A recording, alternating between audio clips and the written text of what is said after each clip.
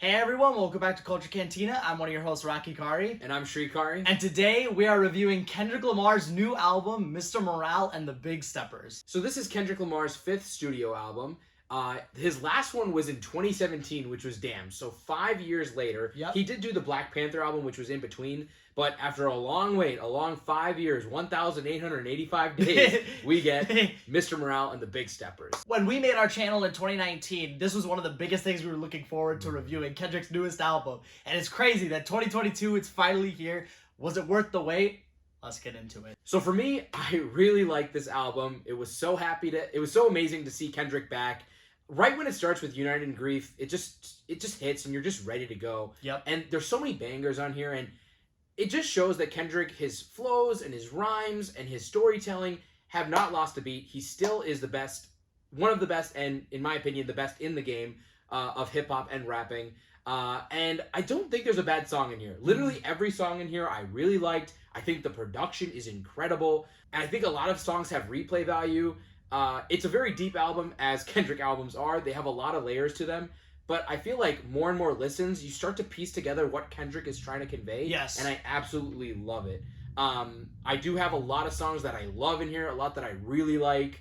There's only a couple where I'm like, it's a really good song, but replay value isn't good. Yeah. But overall, Kendrick brings it. It's an amazing album. I don't think I would say it's like top. Like, I think it's very hard to beat.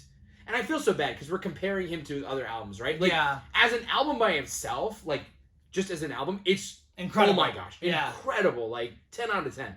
But, like, I just can't help but, like, compare it to other Kendrick albums. I do not think it's better. As initial, it's been, like, a few days since it came out. I don't think it's better than, like, To Pimp a Butterfly or Good Kid, Mad City. Good Kid, Mad City is my favorite Kendrick album.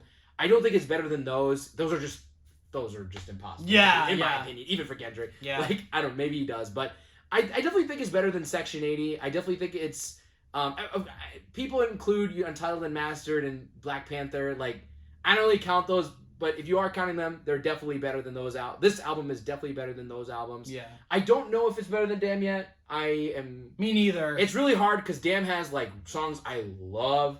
I think time will tell. So right now, I'd say it's kind of in the middle of Kendrick's albums, but overall, it's an amazing album. I loved it, and Kendrick, welcome back. I'm gonna give my rating out of 10 later, but I'll let you give it overall. I don't know, maybe it was because there was a 5-year hiatus between the albums, but before this came out, I was so nervous. I was like, because I love Kendrick Lamar's music so much, I was like, oh my god, what if like this is the one that I end up not liking and everybody else likes it, and I'm like, oh, I didn't gravitate towards it. But immediately it starts and you are just right into it. Each song I feel like adds a lot to just the overall piece, and I don't know what the deeper meaning is yet, but obviously there's a lot of fan theories and stuff. I love that Kendrick gave us so much that we can discuss. The production's incredible, the rhymes are incredible. Like, I feel like I'm just reiterating what I say about previous albums. It's weird that I was nervous beforehand, but Kendrick Lamar stole the show again. He very much killed it in this. Very excited to talk about our favorite songs, because I have a lot. Again, I don't think, like you said, I don't think that there's a bad song on here, but there are some songs I like more than others. But yeah, overall, Mr. Morale and the Big Steppers is incredible in my book, and I think I would put it in the middle. It's very hard to determine right now how it compares to the rest, because I feel like we listen to the old albums so much. Yeah. So in a few, I think in like a year. It takes time. Yeah, in a year, I think I'll be able to officially rank it. But right now, it is so awesome getting to talk with people about how much people love this album, and yeah, it's just great. One con I had was it's not really like an overarching story. No, like it's definitely like stories sprinkled without. Yep. I think it has an overall theme, but the things I liked about Good Kid, Mad City and To Pimp a Butterfly was it was an overarching story. Yeah. So maybe that was like, it's not a con, but like one difference. And then the other thing was I kind of wanted more features on here. Like, there's only not a lot. Kodak Black is all over this album. Yeah. And I think it was very purposeful because Kodak Black has a lot of like controversy. I'm not personally a biggest fan of him, but I think Kendrick was putting him in here to kind of prove a point of like forgiveness and like... What did he do? There was like some stuff with like abuse and stuff, like in the news, and like people were kind of canceling him.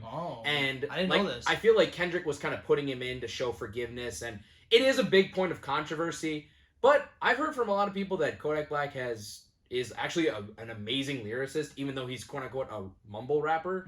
So the fact that Kendrick, literally the person I respect the most in the game, the fact that he put him on here this much, I think it makes me second guess and be like, hey, maybe I should appreciate Kodak Black a little bit more and explore his music. I don't want to get into his personal life, but that was one interesting thing about the album that I thought. What did you think about that? Yeah, I thought the Kodak Black stuff was good. I did not know about that controversial stuff. And also Baby Keem, of course, did a great job. He killed it. He had to be here, and he did a great job. So that was really cool. Very good. Especially on Savior, I think he did really good there. So what's really interesting is there was a picture going around of Kendrick holding 2 CDs, and it was like Mr. Morale and the Big Steppers. And it was like, wait, so is this going to be 2 albums? I did not think so. I was like, there's no way. Technically, it's not 2 albums, but there's 2. But technically, it is. Yeah, the 2 discs. Right. So like, it's divided into 2 parts. Screw Spotify, because at least for me, it just said 1 through 18. Like, on desktop it shows both, but on iPhone, so I didn't even know that for days.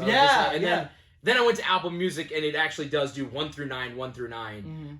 So it's 9 songs. Apparently, the first half is the Big Steppers. The second half is Mr. Morale. And apparently, like, the last song is Mirror, and I think there's like a lot of like mirroring. So like how there's like Rich interlude, there's also Savior interlude. So like I think there's like parallel songs on each one, which is pretty good. There's so many lyricists I've not gotten into it, but like I feel that's pretty cool and like thoughtful that Kendrick, and then there was so much hype with like, damn, like, oh, is there gonna be another album? I love that Kendrick played to that he kind of like did his own, like, and he really does talk about the time period between the albums, which I think is cool. Absolutely. I think I love this album because it was 5 years since Kendrick released, and there was so much that happened. We had presidential elections, we had COVID-19, a pandemic, we had Black Lives Matter and George Floyd and the protests, and so much has happened in the last 5 years that I feel and we both can probably attest to this, we expected Kendrick to come out and just address all of it, just shut everything down and just be our savior, quote unquote, right? But like, it's really just his life and what he's been doing the last 5 years, and like his relationship with his family, his wife, his kids, and like his internal struggles, and his internal struggles. Writer's block too. Yes. And I just love that it was just him just saying how he was coping with all these things that happened in the last 5 years. And in the end, he says, I chose me. I chose to talk about me. And I'm sorry. Like, maybe if you expected something else. But I think it's so beautiful that in his struggle and in his journey, we could kind of learn and pick and choose and relate in different ways to our own lives and kind of create better. So that message, loved it. I honestly think you hit the nail on the head with that. Like, that is just, I really think that's what he's going for. And, I'm just really happy that he stayed true to himself, as always. Was there anything that stuck with you with this album, like walking away, like a deeper meaning that you're like, wow, like I really connected with that, or deeper meaning that I connected with? I think, like you said, staying true to yourself and just what resonates with you and what do you want to say, like not having the world tell you what you should or should not say, just being true to yourself. I think that's a really good message. And I guess just, it was nice because the first listen, at first, I was very intent on, what are the lyrics? What is he trying to say? Blah, blah, blah. But then, like, as the album progressed, I was like, there's a lot going on. Let me just kind of tune it out and just enjoy. I like that. And then it was really enjoyable. But then re-listens, you start to pick up on more stuff, like you said, and it becomes way more fun. And that's what I love about Kendrick is that on first listen, like, it's applicable. Like, I feel like the casual, like, music listener, like, whatever, can really enjoy this and just, like, play it in the background and it's really enjoyable. But then, like, the deeper kind of analytical people who want to dive in can do that too. So I love how Kendrick serves both those markets so well, which makes him as great as he is. So. Rating out of 10 right now. Again, as time goes on, it could go a little bit higher, a little bit lower, but I'm going to give this a 9. I think it's amazing. I think it could go up to a 9.5 or to an 8.5 or down to an 8.5. I don't think it could go more than that. I think this is going to stay very high up. I think it's fantastic. And I think Kendrick knocked it out of the park as per usual. So, 9 for me. Awesome. Yeah, for me, it was really hard. I think I'm going to go 8.5 out of 10. Oh, really? Okay. I'm not... There's no way this is an 8. If you rate this under an 8 or under, no. Like, it's not an 8. It's a solid 8.5. It might move up to 9 out of 10 for me. Again, it's just the fact that, like, I wanted maybe more features. It was an overarching story. again, I'm not trying to but I'm comparing him to Kendrick Lamar albums. Yeah. Like, as an album by itself, it's probably like a 9.5 out of 10. Yeah. Like, very little to nitpick here. But I think it's a solid 8.5 out of 10 for me. You want to do your least favorite song first? So, again, I really liked every song on here. I can't say Rich Interlude. Can I say Rich Interlude? Yeah, I guess, because I was thinking that too, because I don't really, like, the interludes are kind of okay to me, but they're interludes, so I guess you could just, like, I feel like we can just take them out. Yeah, so if including the interludes, I'd say Rich Interlude. It's just Kodak Black in it. Yeah. Again, I'm not the biggest Kodak Black fan. Again, I will listen to more to him. Kendrick, I have listened to you, I will. But that's probably my least favorite. It's just like an 1 minute interlude. Okay. X that, I'd say Crown. Yeah, I feel it's just like it's just like the chorus is kind of like slow and I get what Kendrick is trying to say, like people view as a king and like the pressure that he has being in like at his position, but at the same time just lyrically and like just my re-listening value is low for that one. So I'm gonna say least favorite, Crown X the interludes. Yes. So I would say X the interludes. I would say and even though the writing of this song is really good, I would say We Cry Together. I do. Really? I think the writing of it's really good, Yeah. but it's not one of those songs where I'm gonna like listen to dude, play We Just Cry bump Together. it up. It's so Yeah, good, like, yeah. yeah. But like the writing of it is really good, Yeah. and it feels more like a skit than a song. That's to me. true. Yeah. Yeah. That being said, though, Crown is my second least favorite. Okay. Yeah. So gotcha, yeah. it's still a good song, but it's just kind of boring compared to Yeah. the other songs. Mhm. So I did like We Cry Together. Yeah. I know that's a lot of I feel like you either hate it or love it. Yeah. You know, or like maybe it's in the middle, but I thought it was good. Yeah, That intro, that like 30 seconds. Yeah. The grandness. Yeah. So good. Yeah. But I get you. And on the Taylor fighting Page, you know she's an actress. She's not a rapper. Really? Yeah. Oh, I didn't know that. Yeah. I like Googled her and I'm like, on Spotify, and she didn't There's pop nothing. up. Yeah. And I'm just like, who's Taylor Page? Yeah. So Yeah. she did a great job. She did do a really good job. We'll alternate our top 3 songs. Yep. So for number 3, I'm gonna go Silent Hill with Kodak Black, actually. Yes. So the way I went with this, there's a lot of like deep songs and there's a lot of like bump, like trap, like replay value songs. I kind of tried to take both of them into consideration here, like equal weighting. So that's why number 3, I'm gonna go Silent Hill. I love that song. Beat is great. I do think Kodak Black offers a lot here, and I really like their flow going back and forth. So I really like Silent Hill. Okay, Yeah, gotcha. Good 3. pick. Mm-hmm. My number 3 would be Worldwide Steppers. Really? And the reason, Nice. reason Cool. is because, and my friend Mickey said this. He said that when the bass started, he was driving while listening to it, and he said when the bass of Worldwide Steppers started, he's like, I felt like my car just started levitating. Because you feel that bass, and like the way Kendrick dances over the bass, it's so good. That's and awesome. When I listen to that, it just feels so smooth. Yeah. And Worldwide Steppers would be my 3rd. Nice. So, yeah. That's a great. I really like. Yeah, it's really good. What about you, 2? So number 2 and 1. If we had this review yesterday, my 1 would have been 2 and my 2 would have been 1. So very interchangeable. I think they're very interchangeable, but I think I got it. My number 2 is Die Hard. Okay. I really like Die Hard. I really like the beat. I love the chorus. Really like it's like a good love song, and like it is. It's a really it's again replay value, and like again dealing with insecurities, right? Meaning and replay value and bumping, you know? Like I feel combining them together, I really like Die Hard. So number 2, Die Hard. Okay, that's a good pick. Mm-hmm. My number 2, this is more of the bumpy side, or like replay value than like the rich side. Yeah. But I would say Mr. Morale, the song Mr. Morale. Nice. That song, like, it comes in, like, the chorus in the background and the Kendrick's flow. That, like, kind of techno beat? It's kind of techno beat, too. Like, it all really comes together. And, like, it's towards the end of the album, so I heard that and I was like, oh my god. Yeah. Like, I thought that we were going to get into the quietness, but, like, once we got to that, it was like, oh my god. Do you know, I saw Pharrell produce that song. Oh, yeah, wow. So like, that's cool. I'm not surprised. That's like, awesome. That's super cool. Now, what's your number 1? So my number 1, I feel this is a cop-out because everyone's talking about this song and everyone loves this song and it's kind of the humble of this album. N95. Oh, yes. I really do think N95. It's the second song on the album. The music video already came out. It's like number 1 on the charts right now. And I think it's number 1 for a reason. The whole thing, I didn't even realize, like, I didn't even put together that it was a metaphor for N95 masks. Like, me neither. And like the whole thing he's saying, take off this. Yeah. And the whole meaning, See, again, this is the beautiful combination of this. Yep. You can just listen to it anytime and it just rocks. But at the same time, he's saying, take off all these materialistic things. And what do you have? Oh, you ugly as...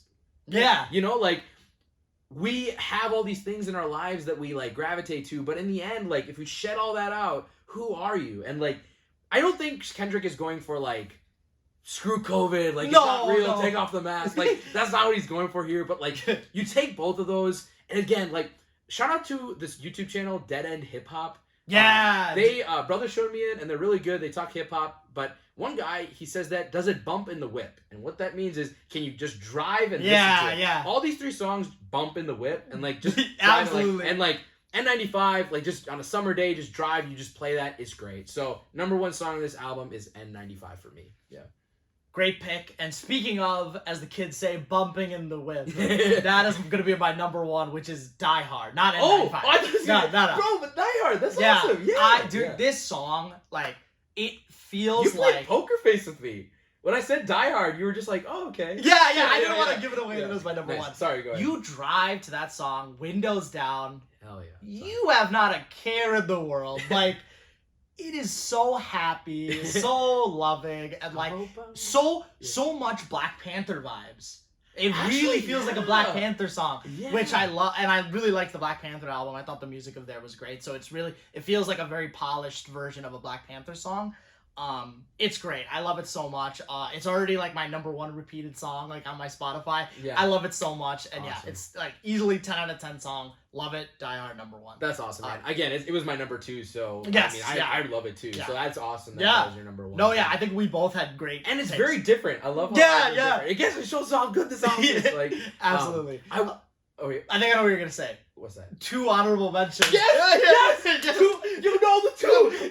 Say them. Just say them. You go. Mother I Sober and Auntie Diaries. Yes. These 2 songs, again, they're not songs that I would bump. I can't. Because they're both so heavy, and you really have to like dial yourself in. I'm so happy we both wanted to talk about these songs. Those I don't have much to say about the deeper meaning behind them and the reason I say that is because I feel like we could talk so long about them and we don't have enough time.